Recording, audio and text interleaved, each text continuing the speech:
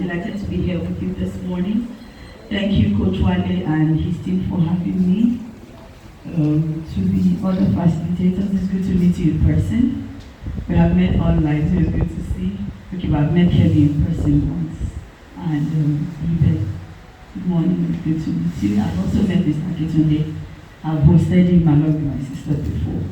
So this morning we're talking about quality assurance strategies and practices.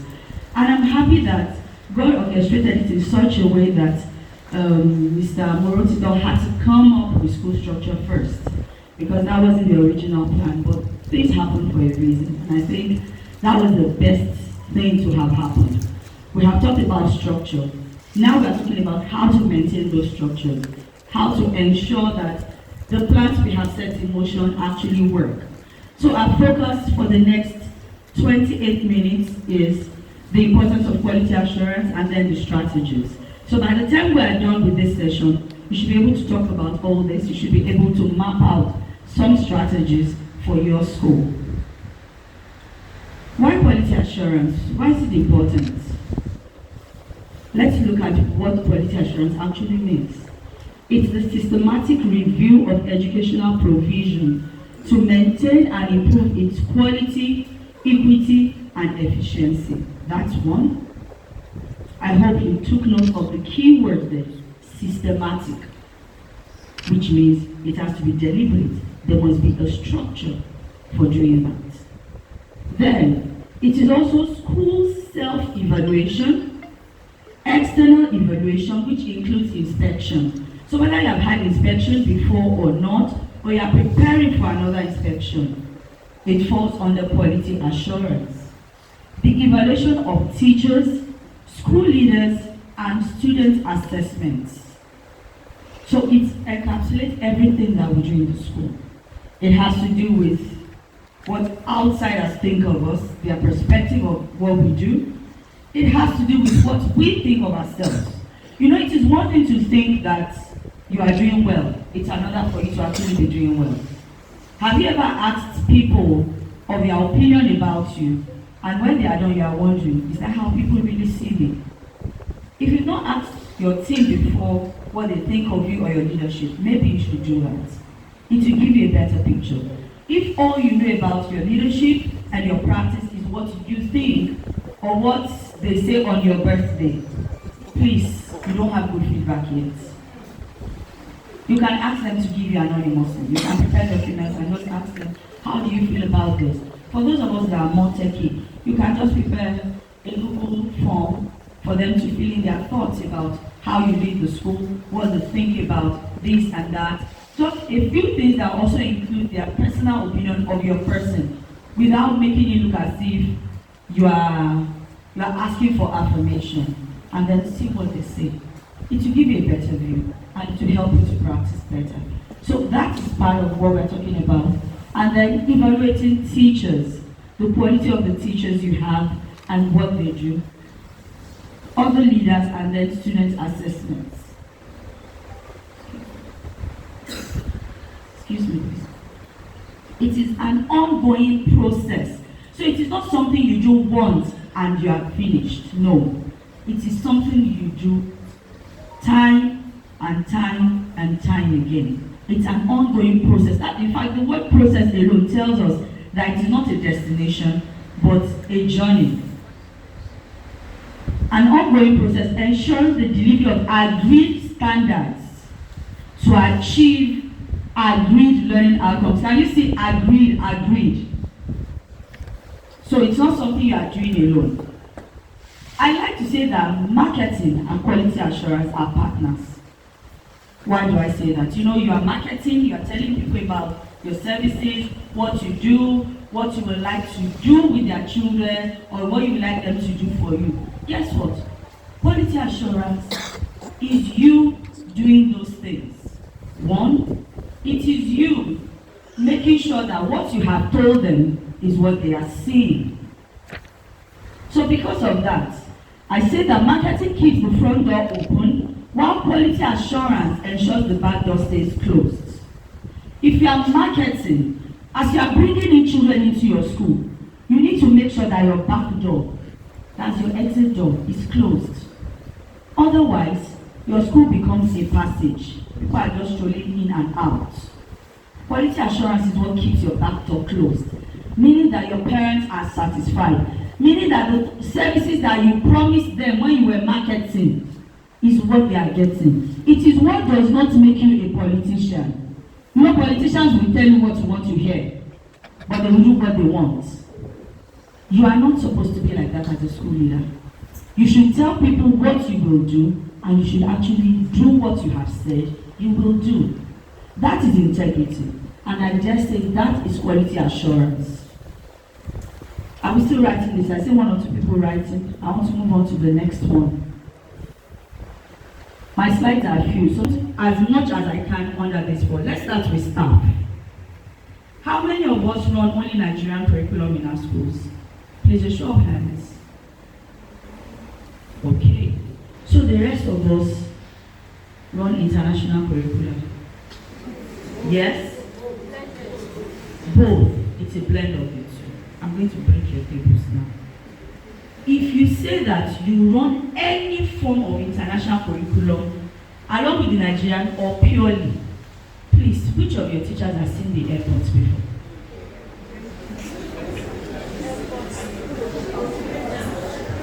You get my point? You want people to deliver on something they have never seen or imagined before. How?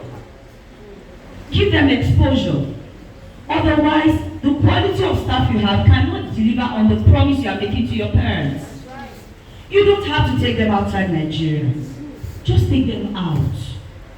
Some of I saw your school from Isheri, for instance. I'm happy you are here. But please, did you come with your people? When you are done, don't face Isheri immediately. Drive around Lekki Phase 1 first. Show your people beautiful places. Let them see schools. Let them see people's homes. Because if a parent, for instance, coming from a home like that, a house like that, brings the child to your teacher, that teacher should not be intimidated by that child. 1. 2, that teacher should not make the child feel like we are not on the same level. You know, a child can give let me give you an example. You know, a child writes something and the teacher is saying, this is not true, it does not exist. Meanwhile, it does exist. But because the teacher's exposure is limited, the teacher does not know it exists. I tell my people, I said, as vast as I am in teaching English, when I mark creative writing, I put a dictionary beside me. Before I tell a child that that word is wrong, I will cross-check. Before I tell a child that usage is inappropriate, I will check again because we have improvements to the dictionary. So I keep looking for the latest edition of dictionaries. The other day, a friend posted something on Instagram about, oh, your new year gift will be a dictionary, and people were protesting. I said, please give me the latest Cambridge Advanced Learners Dictionary and the latest dictionary. Those are the two I need. English pronouncing dictionary. Why? Because learning never stops. So for your staff to be able to deliver, for you to, well, you know, some school pays everything. Some school will pay a portion, the teacher will pay the rest. So, we deduct it from your salary. So how are you ensuring that they were at that training, they do not spend all the time pressing their phones, and that what they went to learn is reflecting in the classrooms? Do you have forms, for instance, where they will report on what they have learned? They will say the things that resonated with them and the steps they are going to take as a result of the learning. Do you have forms to check that? Do your people work in teams, or you like divide and rule so that you can do what you like and nobody will oppose you? Remember, I'm still talking about staff. So I'm moving it a bit into leadership. Because as a leader, you are not all in all. I'm sorry to bust your bubble. You do not know everything. So do you take feedback from your team? Do you discuss with them?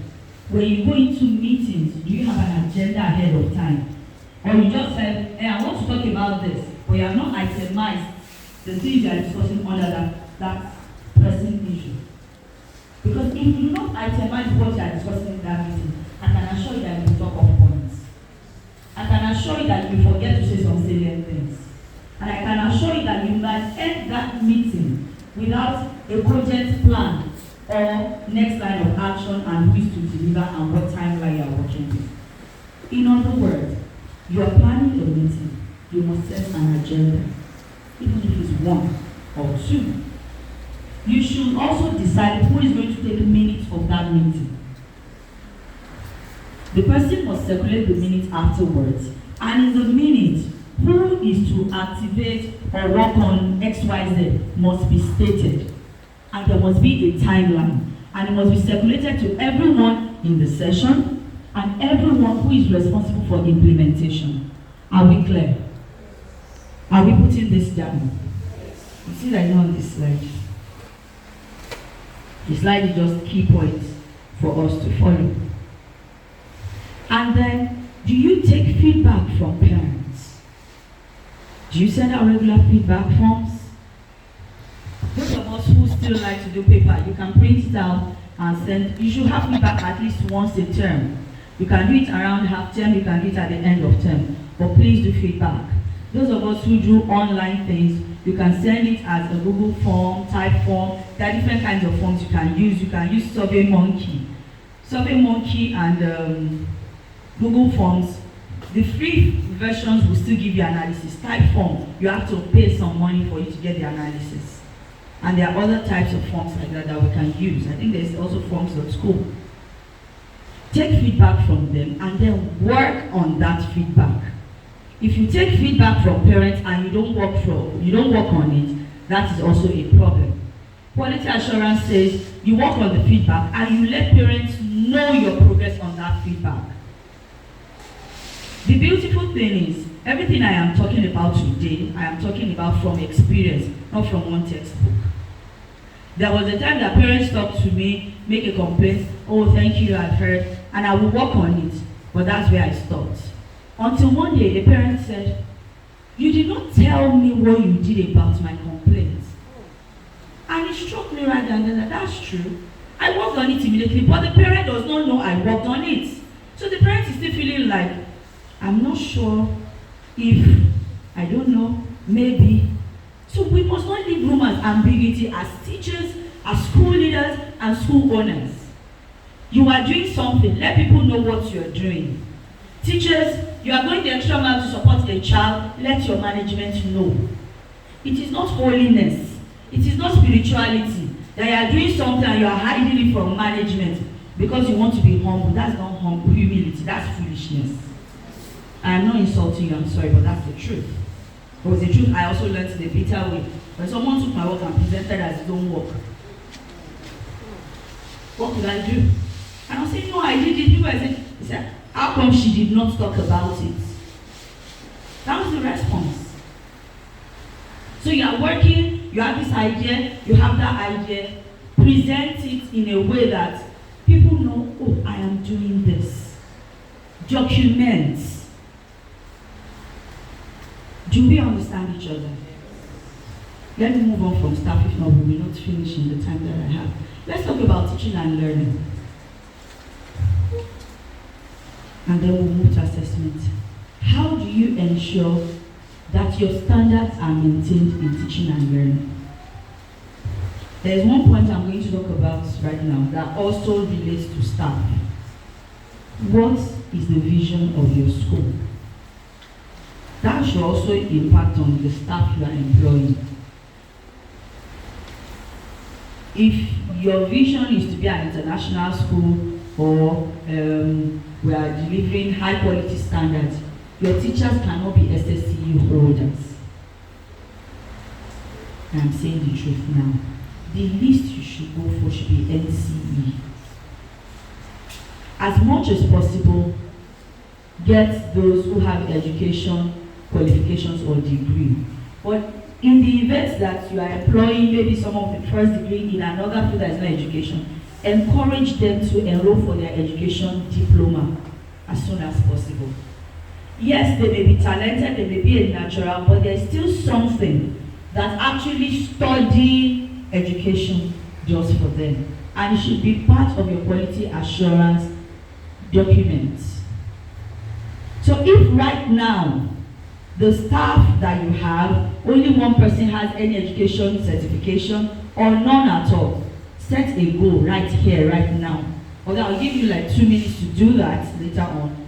But don't forget, write that one somewhere now. By so year, all our teachers will have education qualification or be in education training. Share with your people and give them that time frame. Remember that they will have to pay from their pockets. I'm not asking you to pay for them, but it's something they need to work with or work on. And so in the same way, your teaching and learning should also be impacted by the vision of your school. What are you teaching them? What curriculum are you using? How are they delivering the curriculum? Twice this week, I have been in 2 different school sessions, one in one school in Aja, very lovely school, but you see, I live on the mainland. So driving past Abraham Adesanya, I was like, oh wow, there are schools in this Lagos. Anyway, so we were talking about creative teaching and learning. Yesterday too, I was another session, and that's what we're talking about. And I approached it from the angle of an international school. But let me say this to us. Even if you are a school running purely Nigerian curriculum, you don't have to change your curriculum, but you can improve on your methodology when it comes to teaching. I hope you know that. Because like I like to say to people, at the end of the day, the child is your focus. All the other things, this person likes me, this person does not like me, I came late, I came early, I wore this outfit, this parent does not like me. It is because of the children. If you don't have students, will those issues arise? Will they even exist? And so you need to make sure that the curriculum you are delivering will help you take children to the vision of the school. Do we understand? So how do we check these things? You should go for observations. You should not sit in the office every day as a leader. No. Go around the classes. You can do drop-in visits. That's a few minutes, you just check what's going on and you walk out.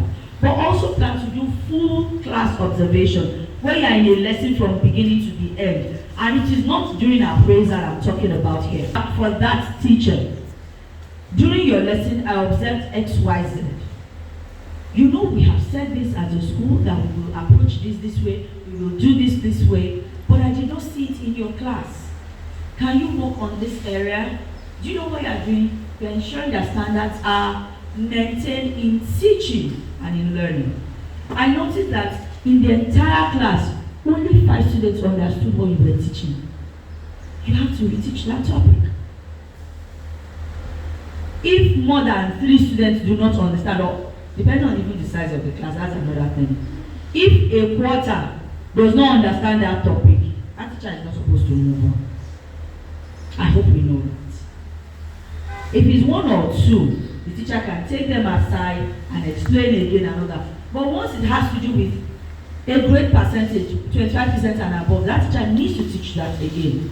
But how would you know if you do not do observations from time to time? And let them know ahead that you are not there to witch hunt, you are not there to look for fault, you just want them to do better.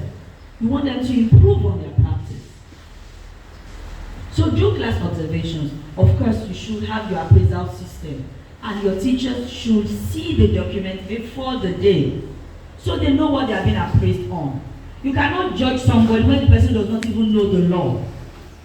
Do you understand? So ensure that if you don't have appraisal documents, I'm sure any of the facilitators here today can help you. Because you cannot just go online and copy everything. If you have a teacher that the teacher will know you copy from Google. Not to mention that it's not been investigated for you. So have regular appraisal, have a period for appraisal, communicate ahead to your people, and be objective in carrying out your appraisal. Still talking about teaching and learning. When you go into classrooms, you know I've mentioned 2 now. Drop-in visits where you just check, read the children. Sometimes you just make motion that the children should not stand up or say anything, especially if the teacher is teaching at that moment. Just stay in a place in the classroom, observe, walk away. I've mentioned full observation visits where you will sit from beginning to the end. There is also another one I like to do, where I do book checks. I don't like telling teachers to bring to my office. There was time I used to do that, but no. I will go in, I will take my time, I will sit down. I already have a weekly schedule. So I know the classes that I am doing book checks for this week. I know the ones I'm doing this kind of visit. I know so that at the end of, from beginning of the term to half term, I would have done at least one complete book check, one complete observation check in every class. It's not a small school. My people have complained, my admin, but they are tired of me. That you never sit in your office. I said, yes, no, I did not come to sit in the office. That's not why I'm in this school. So just wait till after closing if you want to be sure I'm in the office.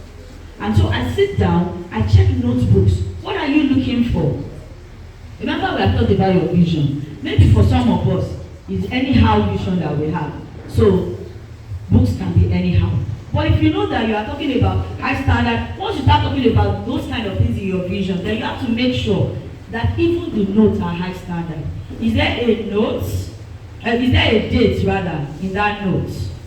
Is it underlined? Is there a margin? Did the teacher mark? Please put this down. These are things you are looking out for. Did the teacher mark? Did the teacher give feedback to the learner? Is there evidence that the learner read it, especially for older students? Year 3, 4, 5, even year 2 and secondary. The learner should also acknowledge the feedback. Even if it's to say, okay ma'am, okay sir, I will work on it. Because that's how you know that the learner read the feedback. And what kind of feedback? Is it homework not done? I told my teachers, I don't want to be seeing that kind of comment. What was that? Homework not done. Have you asked the learner first why the homework was not done? And then what instruction are you giving? Homework not done is not feedback. Or do your homework. What kind of homework? What kind of feedback is that? So there should be developmental marking. Oh, these are the things you need to work on. I'm going to have to fly now. You must see those kind of feedback. You must see those evidence. And then check the workbooks that they use. Are teachers marking? Are they dated? Are they being used? I had to tell my teachers when I first joined where I work now that if at the end of the session I see workbooks where just about 4 or 5 pages were used, you will pay for the workbook for the entire class. Why is the school spending money to buy workbooks that you are not using? I even went as far in one of the schools where I worked to sit down and help teachers plan how to use their workbooks. Because when I was a class teacher, I made sure that every workbook was used. I had a schedule for using workbooks. You know there are some that once you teach a subject, you have the workbook, it goes home. But you also have bond maths, bond English, quantitative, verbal, those mental maths books, handwriting workbooks to support learning. And you can find that mental maths or bond maths or bond English is just paper 1 and 2. And it's exam period in third term. You will not start rushing the children. Just keep doing it, just keep doing it, because they don't mark. Those are things we are looking for in teaching and learning. And then, I told you, I warned us that we don't have enough time, but let's try. Data in teaching and learning. Do you collect data? What do you do with the data? What do I mean? At the end of tests, at the end of exams, do you study performances? Do you study the scores, the results of the children across each class? Which child is performing well, which one is not? Which subject is doing well, which subject is not? Do you find out why? Do you ask the children and the teachers what's going on? Those are things you need to do in quality assurance under teaching and learning. Compare first term to second term to third term. Compare last session to this session. If you have enough hands, you can even study the trajectory of different children. I remember the first time I told my data person that I needed that for 3 years. The man looked at me and said, what kind of wicked person is this? I said, no, I don't need, you have this time to do it, but I need to study the trajectory of each child. Because the experience has shown me that children who end up in year 4, 5, 6 struggling, a sign showed up in lower primary and nobody noticed. A child that started year 1 and 2 scoring 90s and suddenly drops to 60 or 70 in third term year 2 and nobody noticed. Got into year 4 and 5 and was scoring 40, 30. But something happened in that year 2 third term and nobody noticed. So, those are things that we need to do. Our work is not small, but God will help us. and we have learnt about structure. We can put structures in place. Let there be leaders, work with them. This analysis, before I do it with my data person, this term I did it with my deputy and the assistant head teacher. We're like, wow. I think we're doing well in subject. And now you see that subject is not doing so well. But when you add it up, it looks good. So when I'm talking, I know the teacher is not just making noise. Or it's not just paying attention to this subject. You get why? Now you have seen it. Let's move on quickly. Assessment. How is assessment prepared? Who prepares the assessment? Who is checking that assessment is tailored after what children have learned? I often tell my people, do not set questions from the last week of the term, because chances are you either may end up not teaching it, or children did not understand and you didn't get a chance to teach it again. Who is checking for these things? Or children get to exam and say, we were not taught, then the teacher makes it bonus mark. He said every time we'll be giving bonus mark. Who is checking that the questions are challenging enough? Who is checking that they are age appropriate? Who is checking that the questions use different question styles, or everything is true or false? Who is checking that there is integrity of the examination? Teachers are not helping, they are not assisting, they don't have access to the final questions to show their people. In a certain school I worked, when I collect questions, when everything is done, I will modify your questions. It is what you see on the last day that your children will sit for. So if you like in their notebook, don't teach them and tell them to just copy it down. I will take their notes, I'll take your scheme, I'll take your lesson plan, and I will modify your questions. The children must pass. In some schools, or if you have the capacity, you can use an exam board. So they are the ones that will set the questions. You know what you are doing? You are preparing your children for standardized tests. So no teacher just know that they should complete their work, but they are sure that, okay, the last week may not be there, and they should teach well. And finally, school culture. Who is checking when it comes to the other areas? You know, the soft skills, how children relate with each other, how they greet, how they talk. Is there bullying going on? Do you have strategies for checking all those things? If you don't, you need to have it. You can decide to have a uniform police, for instance. From time to time, let me say this as I walk away from here. I did this a couple of times, and I still do it from time to time, and it helps. I have like one or two people I will appoint from different parts of the school, down to janitorial staff, one person each. Pick a time when we are all less busy. We'll start from the school gate. The brief is, pretend that you have never been in our school before. Act like you are a stranger and you are coming into this premises for a long time. Now start looking for what is not working well. By the time we are done, we have a full document to work with. We review, we work with the staff, and we begin to work on it. It will help you to prepare a school improvement plan. Put a timeline to it. We will work on this area, your environment, safety, everything. Because at the end of the day, quality assurance is what makes sure that you have a building, let alone a back door to close. Thank you.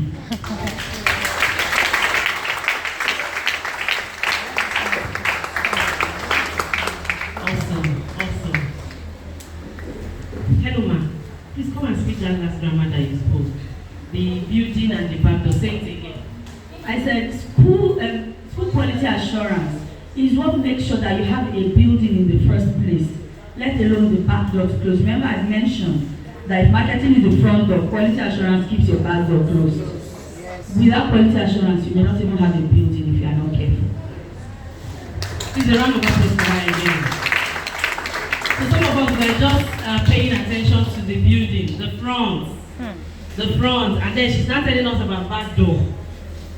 Which back door will you close if there's no building set? Okay, so thank God, like she said, it wasn't planned that we're going to do school structure first, but there's a reason why school structure has, came before her. So by the time you put school structure, the information you've gotten about school structure, I'm sorry, there is a slide after this, but I couldn't get it because of time. But I just want to say it's a task for us. While she's talking now, From what I've said today, write down at least 4 things that you're going to work on in your school to improve your quality assurance. Thank you. Okay, so we're going to do this as classwork. Thank you, ma'am. We're coming back. We'll do it here before you get back. Before you get back to your school, we're going to do it as classwork. Now, let me tell you something. You see, all of us are sitting down here and we're thinking, wow, that's it. And then you leave this place, you don't do anything. Somebody said something, I think it was Sir Abdurrahman.